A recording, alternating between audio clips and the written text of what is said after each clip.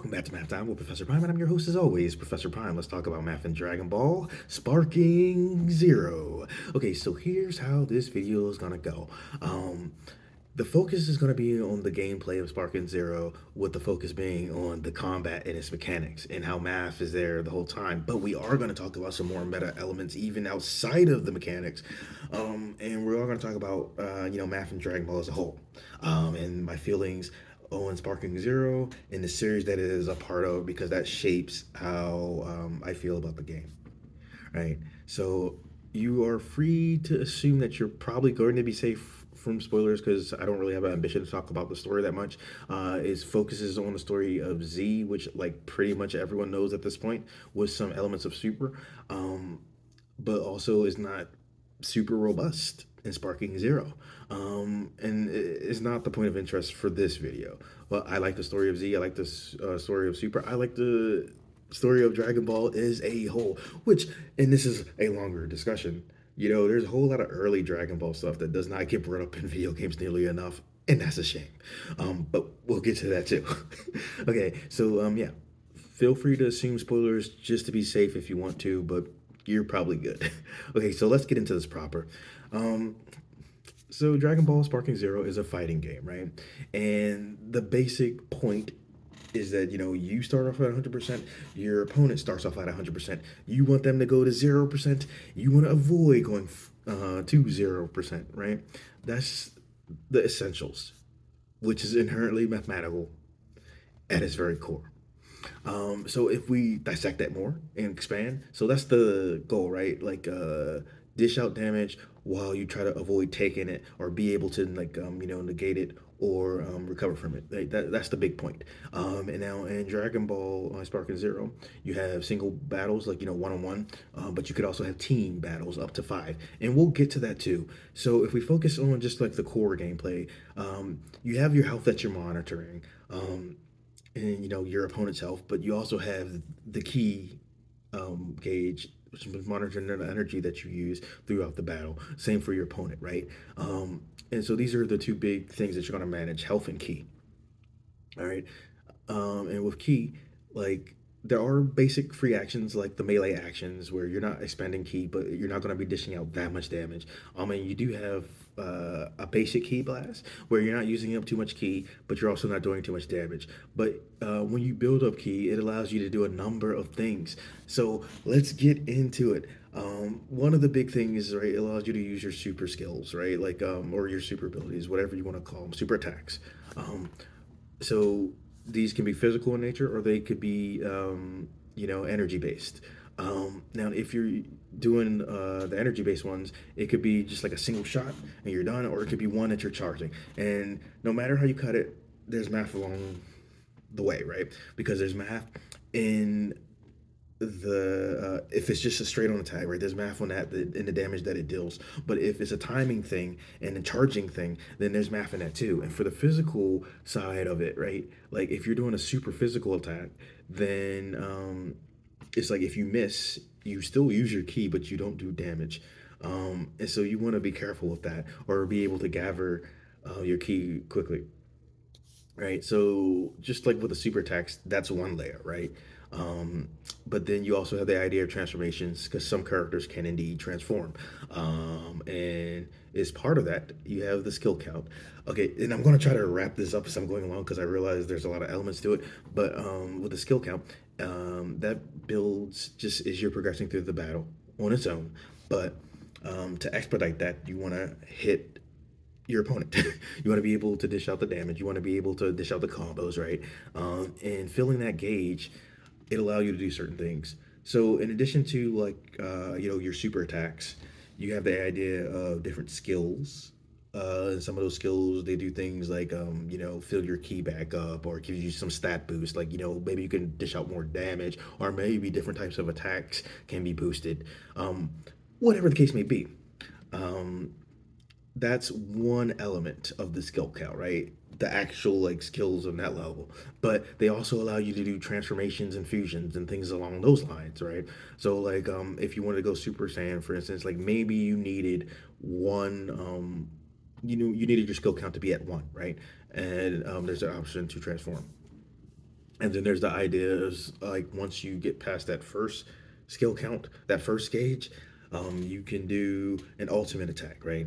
You get into sparking mode, where it charges up and then it hits its max, and then you're able to do a variety of things. But one of the big selling points is the ultimate attack. And just also as we're talking, I hope you see like there's just math all over the place, just in the basic mechanics. And to try to tie all of that together, and then kind of build from there is like, okay, so you have your fighters, um, you have your health gauge to monitor how much health you have left in the fight. Um, so you have that basic concept, right? Like that idea, like, hey, you're trying to dish out damage while trying to avoid taking it or being able to negate it or recover from it. And you're trying to take out your opponent while you're doing that. And there's math not only in that concept, but how that gets to you, right? Because like you have the health gauge. And there's the main large gauge, which it changes in color as you have less health, and that gives you an indicator of how much health you have left. But also to the side of those larger gauges are smaller gauges, where it gives you a certain amount of bars. So it might have something like 7 bars, and if it's like all green bars, for instance, you're good on your health. But then you might trickle down to like 3 after you've taken a substantial amount of damage. But the idea is that you can see it draining down. So you have two ways to see your health draining down. And how does that happen, right? Dishing out the damage. It could be through basic attacks, either physical or melee, or the super attacks, which you'll need ki to use, and you can build up the ki by hitting your opponents with the basic melee attacks or by charging it. But by charging it, you are open, so you'll have to be careful when you do that. And so the super attacks dish out more damage. The skills help you if you want to beef up your characters. They can do a variety of effects.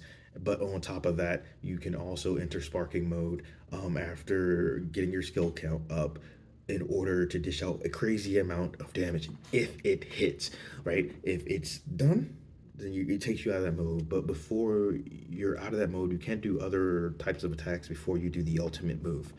So you have a variety of ways to attack, and you can also transform um, and dishing out more damage because like those transformations come with stat boosts and stuff like that, right? And different types of attacks. So you have any number of ways to attack your opponent, and it'll be up to you how you're gonna manage your resources, right? Like how are you gonna manage that ki? You have physical and ki blasts available to you. It's like, well, what are you gonna do? Like, what's the distance between you and your opponent? Are you gonna be able to catch them off guard so you don't waste ki? What are they doing? So you're keeping track of all these things, and just like you can transform, just like you can use your super and ultimate moves, they can too. So you're keeping track of all of this. It's math across the board, but not only is there math in just the basic concepts of everything I'm saying, there's math in how it gets across to you. Now, one of the things that I mentioned just a little bit ago was the health gauge, right? There's math in what that health gauge is indicating. It's a visual representation of where you're at with your characters, right? And that's cool. And you can see that with the larger one or the mini gauge next to it. And underneath that health gauge is the ki gauge. And it's segmented into different bars representing how much ki you have left at any given point. And you can look at your skills and abilities and all that in order to see how much ki this attack will use or that attack will use. And all the while you're fighting, you're building that skill count, and you can see that skill count off to the side, right? Like you can see that building up as you go on. You can see the rate changing as you're dishing out more damage, things like that. And so you have a million things going on at any given moment, and all of it's math. It's not just the concepts that we're talking about, but how they get to you. And so just like you can see the health and the ki and the skill count on your side, you can see it on your opponent's side. And there's math in not only again those concepts, but how they get across to you. Because right, it's like, well, how is that health going to look on the screen? How is that ki going to look on the screen? How is that skill count going to look on the screen? And how is that going to change based on the size of your TV, right? Like, all of that is math. All that is beautiful. And not only that, right? There's math in the stages that you're fighting in. There's math in how they were all designed. Math in the coloring. Math in getting them to look like Dragon Ball.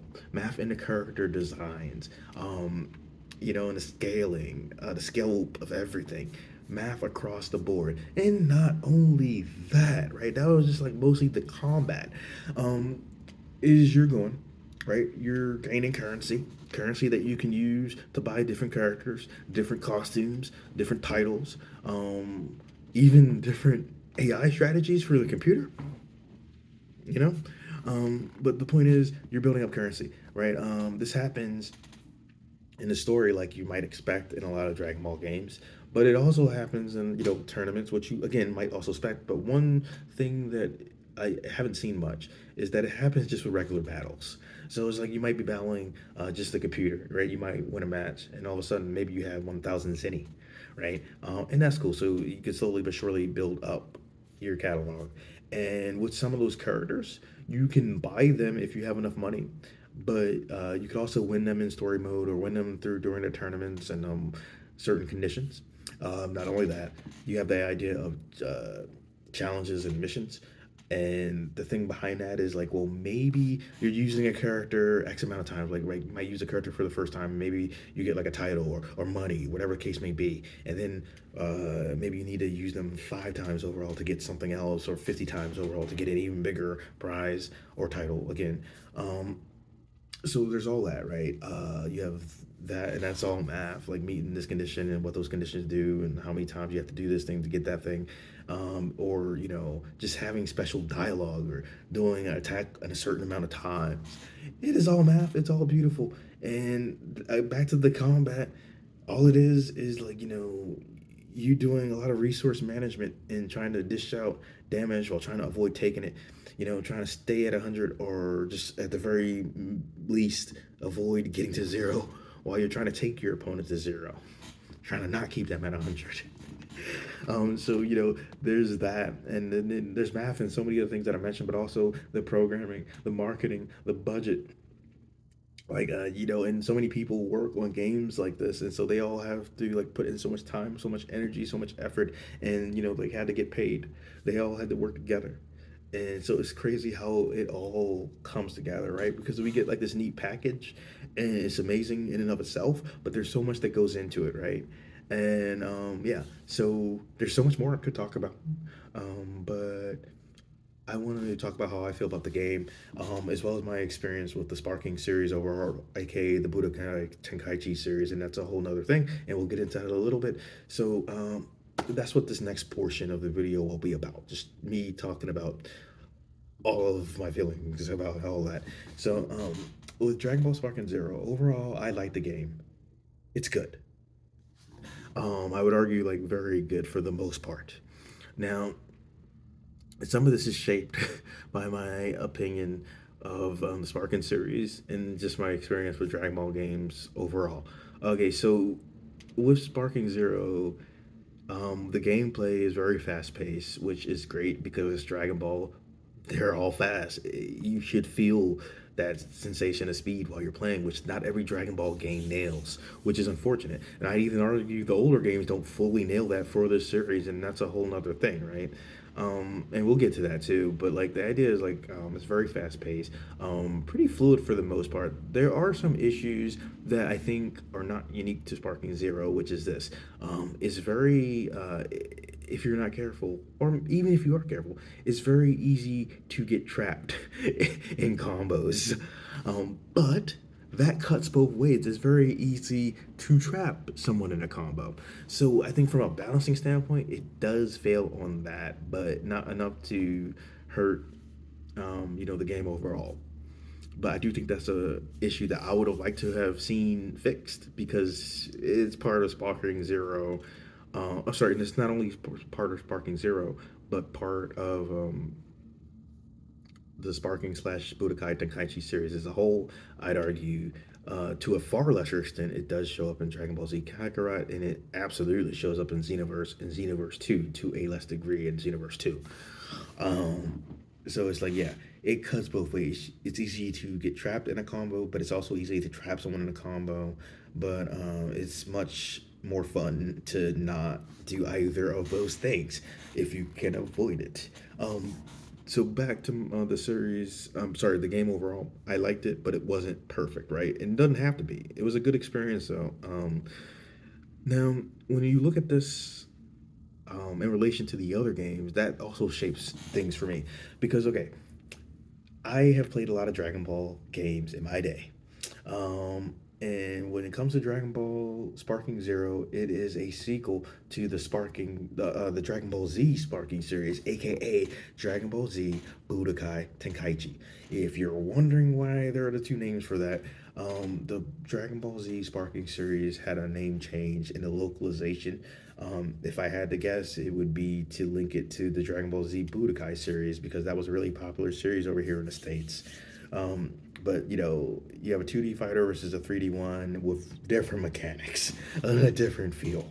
Um, Now, back in 2005, by that point for me, I had a lot of Dragon Ball experience under my belt. Like, I started with Dragon Ball Z because that's how a lot of us started. But I also, branched out into Dragon Ball. Eventually, saw Dragon Ball GT. I played a lot of Dragon Ball games, got exposed to the manga, read a lot about Dragon Ball Online. And, this is a pre YouTube era, so there wasn't a lot out there. But 2005 came along and that changed too. So, it was like, you start to see more and more Dragon Ball stuff out there, which is insane because it was already popular. So anyway, 2005 comes around, right? And I'm in college at that point. Um, Dragon Ball Z Budokai 3 was the last major Dragon Ball game I had played coming out a year before, and it, to this day, is one of the best games of all time and my personal favorite Dragon Ball game. So then it's like, what next? You have Budokai Tenkaichi, and that name catches you, which I believe was the point. But of course, if you see a trailer, it's like, okay, this doesn't look like Dragon Ball Z Budokai, right? But it looks interesting, and so I got Dragon Ball Z Budokai Tenkaichi, aka the first Dragon Ball Z Sparking game, and you know what? It was okay. It was not the best thing in the world, especially compared to like Budokai 3, but it was good and it did boast a lot of characters. It had like over 60 if I'm not mistaken. And so it was decent, but you couldn't really transform and it was a little bit too slow paced for my taste. So a year later, like 2006, Dragon Ball Z Budokai Tenkaichi 2 comes out, the second Dragon Ball Z Sparking. You can transform, if I recall that correctly. That was the first one to feature transformations, and you had over 100 characters in that case. Including the transformations, just like the old game. Um, but in the first one, the transformations were like separate, which is crazy, because you still had that in later games, but like you could at least transform if you were in a previous form. You know what I mean? So anyway, the second one was much better. It was faster paced, less of an issue in terms of bugginess, but still got eclipsed by that third one. So Dragon Ball Z Budokai Tenkaichi 3 comes out in 2007, right? It's boasting like over 150 characters. It is more fast paced than the last game, which was more first fast paced than the previous game. And it's a lot tighter control wise, had a lot more to do story wise and customization wise. If I'm not mistaken, like you could even customize the auras in that game. So like if you wanted to have like Ultimate Gohan and have him have a green aura, you could do that. I believe that was Budokai Tenkaichi with that game, aka sorry, with that mechanic, aka the third Dragon Ball Z Sparking.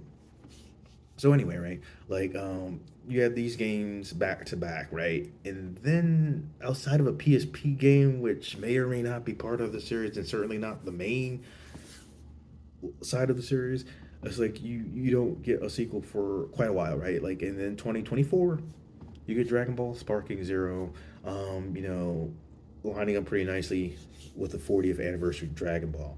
And so, how does that stack up? I say it's a good game and to a very good game, depending on how you feel about it and depending on my mood about it. I say that though because it's even more fast paced than the previous games. More in the level with Dragon Ball Z Kakarot, which I feel like really nailed that. They didn't name that name though. They did not nail that name, but that's a whole nother thing. But yeah, so anyway, I feel like Dragon Ball Sparking Zero, it definitely captures the magic of the Budokai Tenkaichi slash Sparking series from before, but it does have some better things from a modern level, and then some things that kind of annoy me.